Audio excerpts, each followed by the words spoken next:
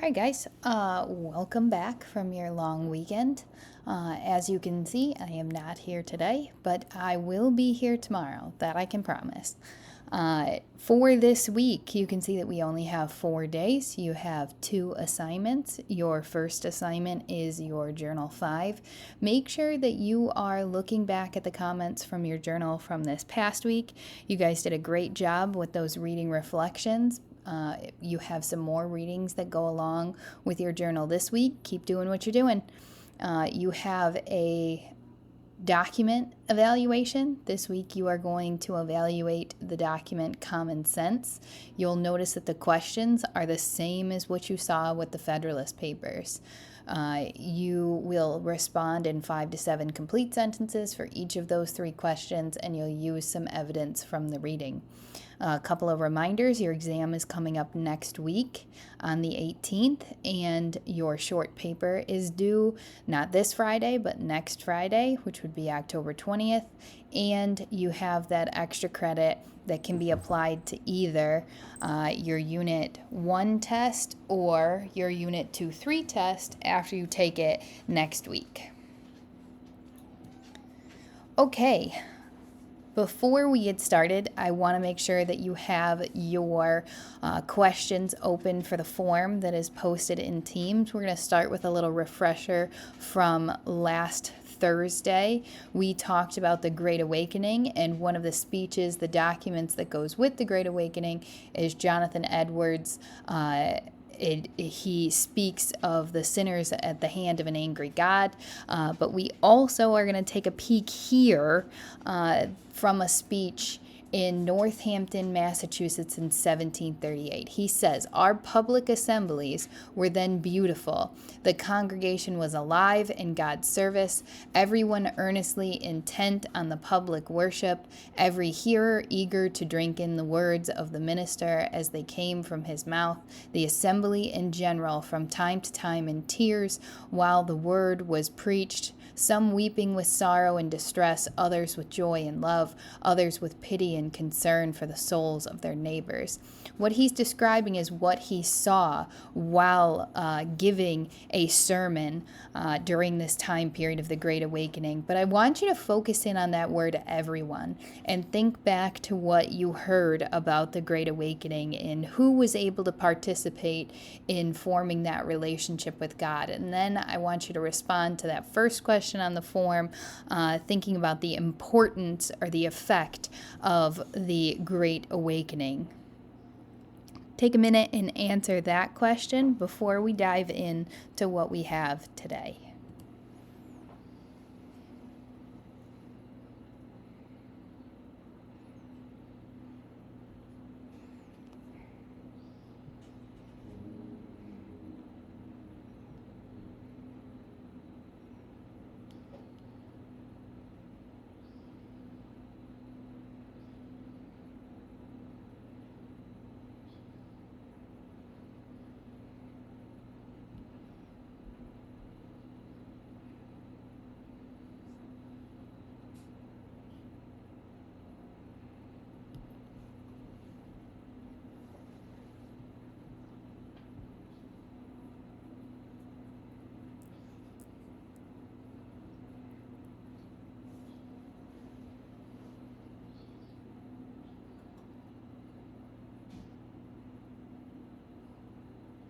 All right, we are going to continue with section 5. We're moving really into the thought of the people at the time. We focused on religion the last time we were meeting on this section, religion of the Native Americans, religion throughout the colonies of the colonists coming in, the focus on the Great Awakening. But now we need to start thinking about the thought process of what those colonists were bringing with them or what they had.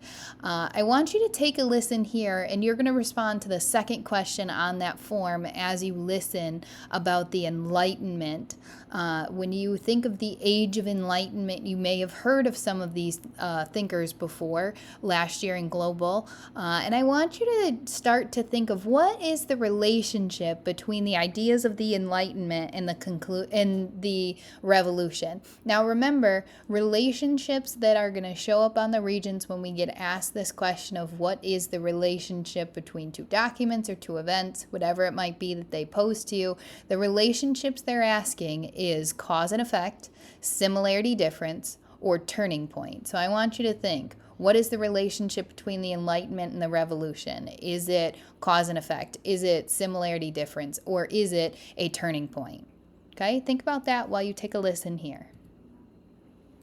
Today on the Daily Dose, the Age of Enlightenment. Following the scientific revolution, which included the work of Francis Bacon and Thomas Hobbes, Galileo, Johann Kepler, and Gottfried Wilhelm Leibniz, the Age of Enlightenment was a largely European intellectual and scholarly movement that spanned from the 17th to the 19th centuries. Some date the beginning of the Enlightenment to René Descartes' 1637 essay entitled Cogito ergo sum, or in English, I think, therefore I am. Others cite the publication of Isaac Newton's Principia Mathematica in 1686, or John Locke's essay concerning human understanding in 1689.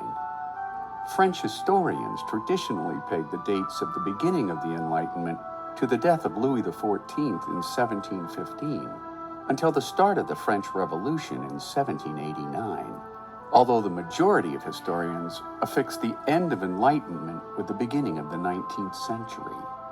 Known as the High Enlightenment, the high-water years of the period ran from 1730 to 1780, and was centered around the dialogues and publications of French philosophers Voltaire, Rousseau, Montesquieu, and Denis Diderot. Foremost among the interchange of ideas was Voltaire's notion that everything in the universe could be rationally demystified and cataloged.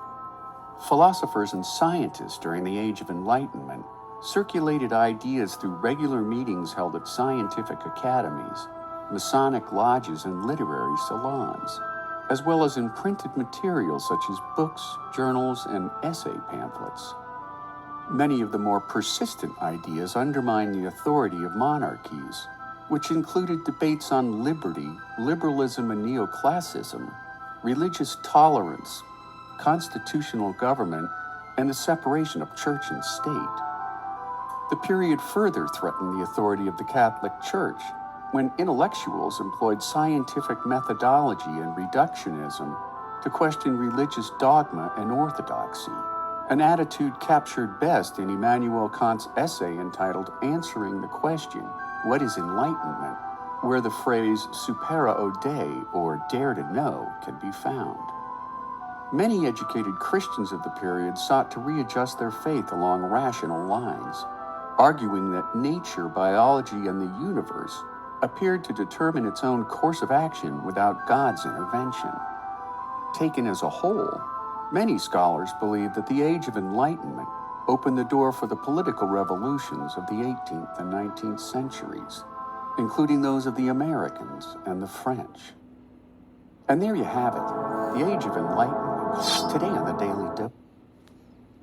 Okay, so take a minute there and respond to what you think the relationship is between those Enlightenment ideas and the Enlightenment thinkers and the revolution that is to come.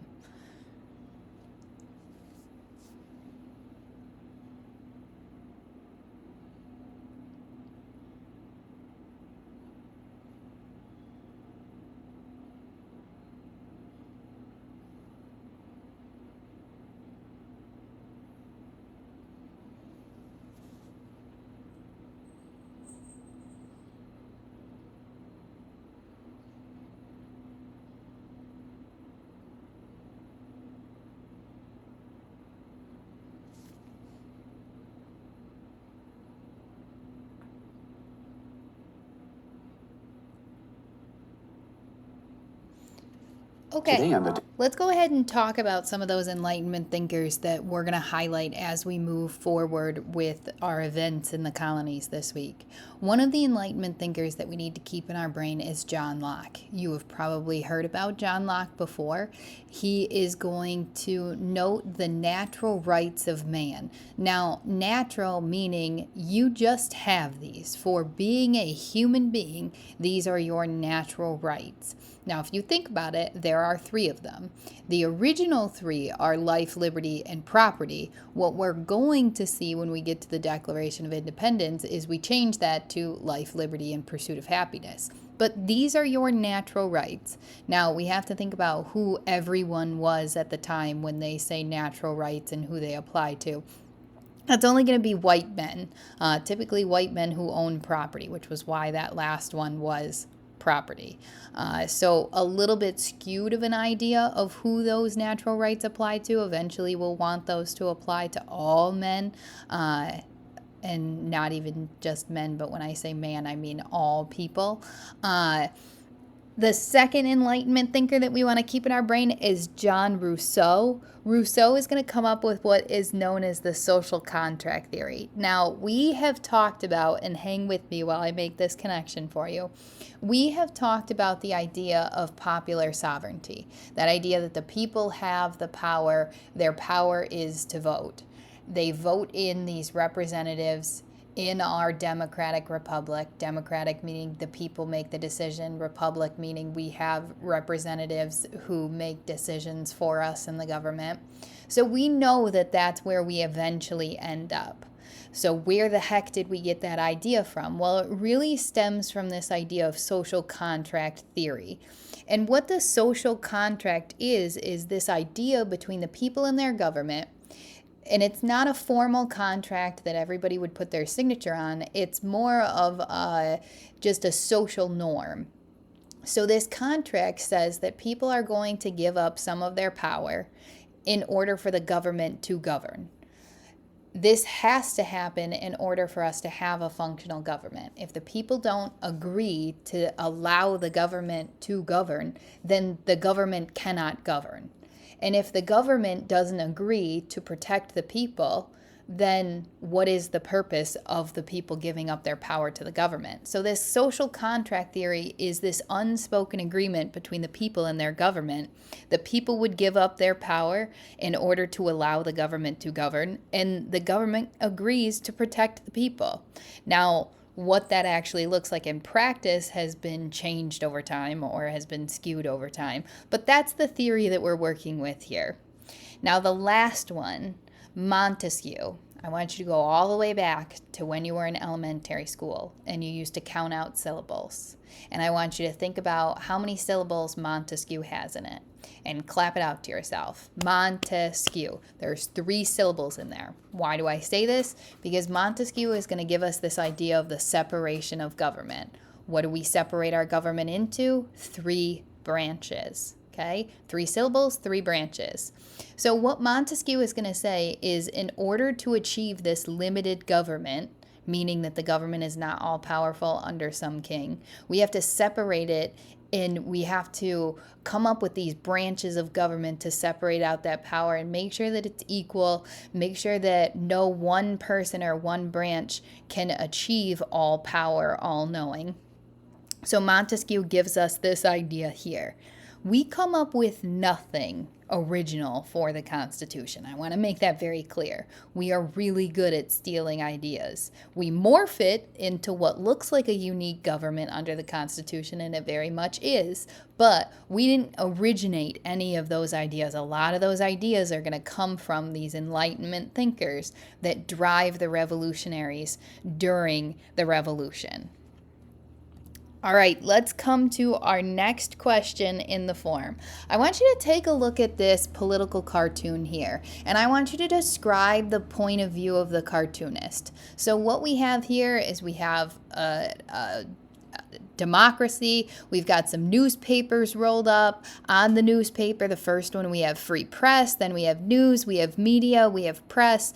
And I want you to think about what the point of view of the cartoonist is, what the message, what the idea was behind drawing this cartoon. And I'm going to give you about a minute to type in that answer into your form.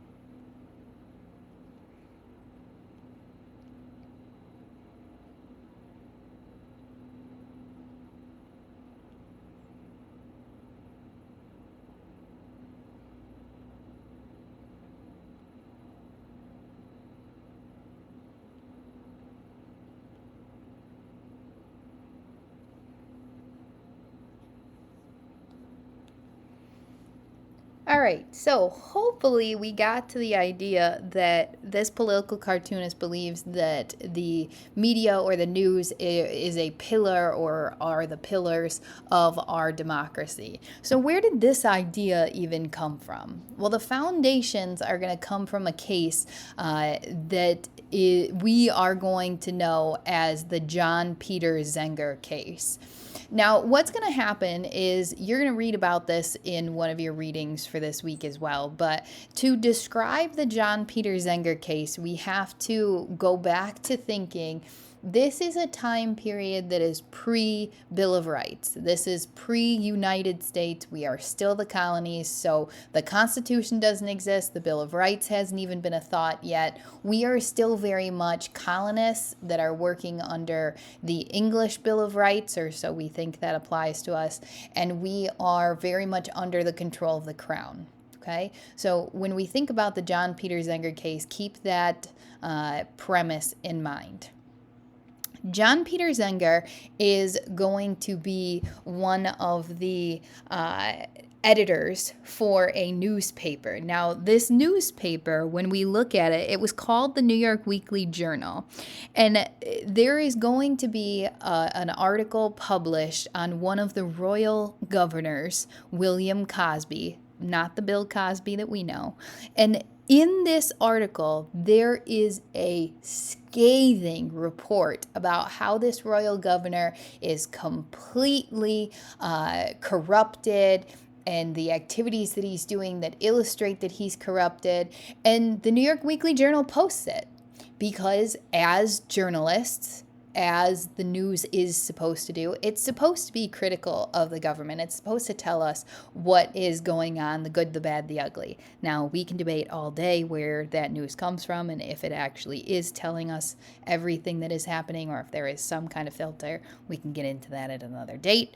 But ultimately, John Peter Zenger, the editor of this newspaper, is going to put this article in there criticizing the royal governor.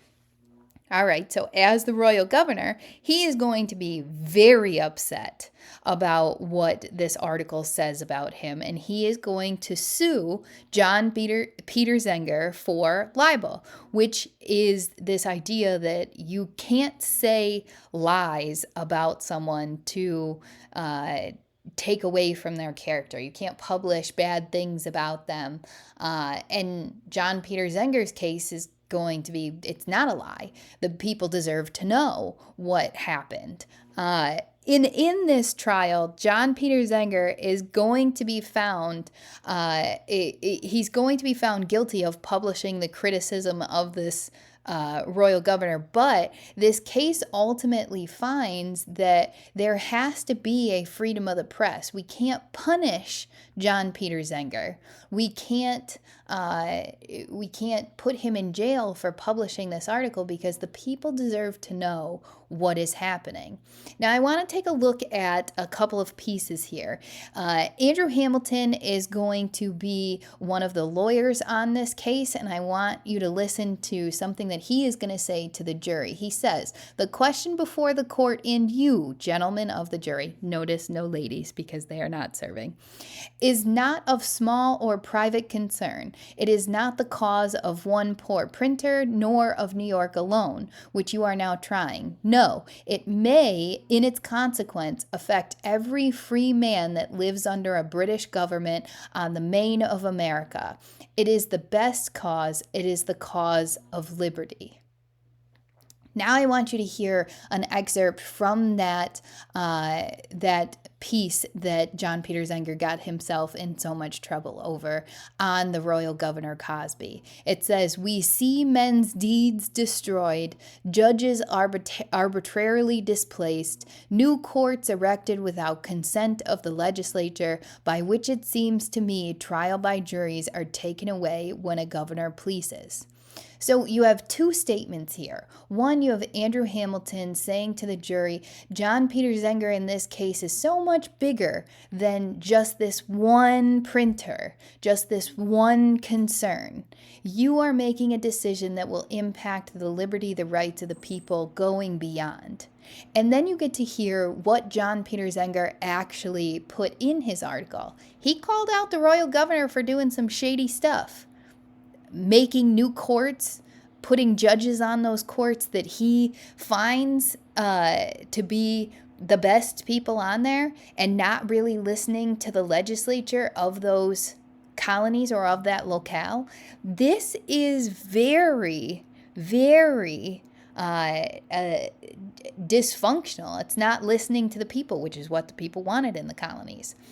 So I want you to think about what impact this particular case will have on the future of the colonies. Okay, I'm going to give you about a minute to answer that question that's in your form. What eventual impact is this going to have when we become the United States of America?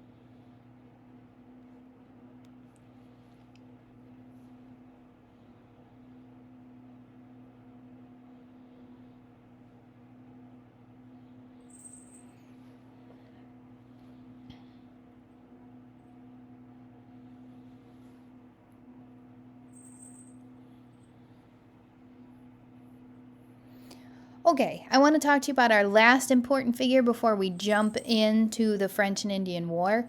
Benjamin Franklin. He was an inventor. He was an intellectual. He invented the bifocal reading glasses.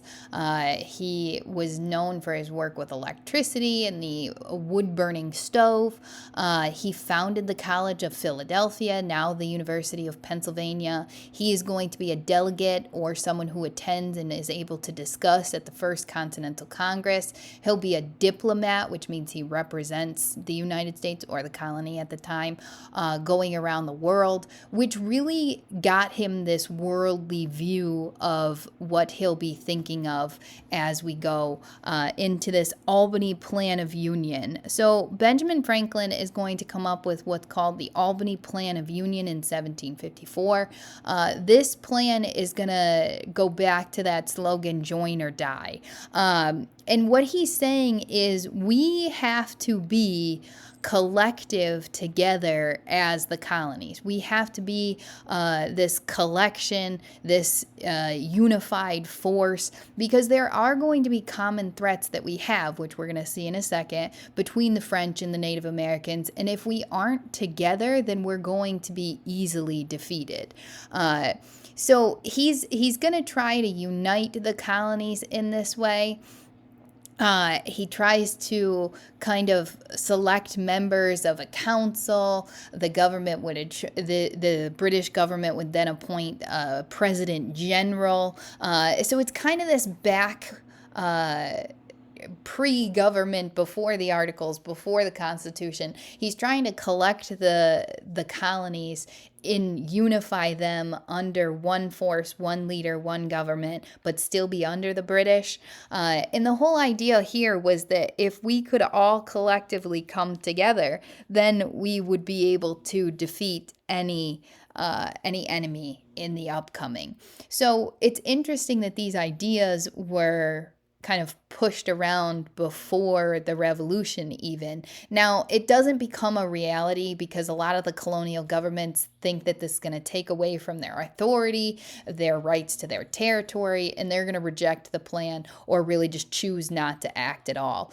And it really is this plan that is planting the seed to kind of lead to independence. While they were working under the British government, it's this idea to unify, push back against the British, and eventually become a country of their own. So these ideas of what eventually comes to fruition really were seeds planted many moons before the revolution comes to light.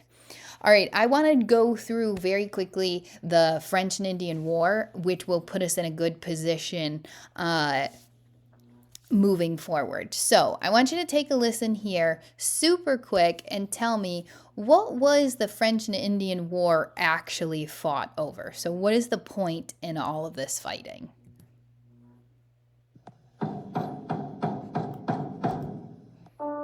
During the early 18th century, Spain, France, and Britain fought a number of wars for control over North America.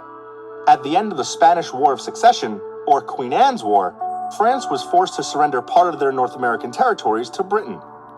King George's War, part of the larger Austrian War of Succession, resulted in a territorial stalemate.